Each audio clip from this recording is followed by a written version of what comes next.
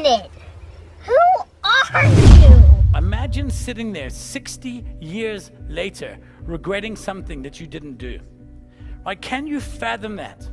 I walked in together and she was sitting there crying and she had this suitcase on her knees.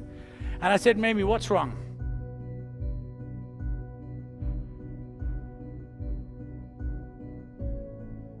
When she was young, and she was about 20, she was born, I think it was in 1908, so about 1928, she moved to Canada.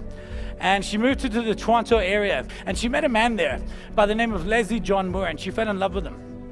So eventually one night, he takes her out to the Great Lakes, and he gets down on one knee, and he asks her to marry him. And she says yes. So it was a beautiful thing. So she says she has to go back to Scotland to get her stuff and tell her family. So he gives her a suitcase, and it has his initials on it. It says LJM, Leslie John Moore.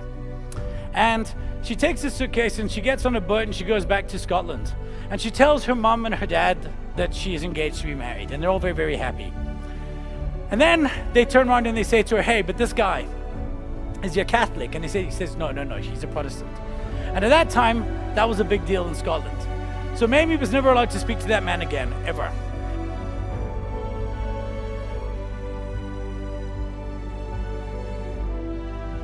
The week before she died, I walked in together and she was sitting there crying and she had this suitcase on her knees. And I said, Mamie, what's wrong? And she said, I was just wondering what my life would have been like if I'd married Leslie John Moore. It's inconceivable to me. And I find that regret is a real problem that we're all going to have to atone for.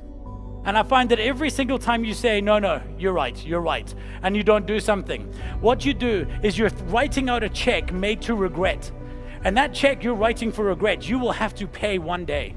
One day you will sit there with your grandkids and you'll have that suitcase with LJM on your knee and you'll have to ask for forgiveness for yourself for all the shit you didn't try. It's far better to live with the regret of the mistakes you have made than to die with the regret of never having tried. So you actually have to try. Yesterday would have been easier. Tomorrow will be harder. There is no waiting. It's not going to get easier when your kids finish school. It's never going to get cheaper. It's never going to feel like it's making more sense. You do it and you do it now.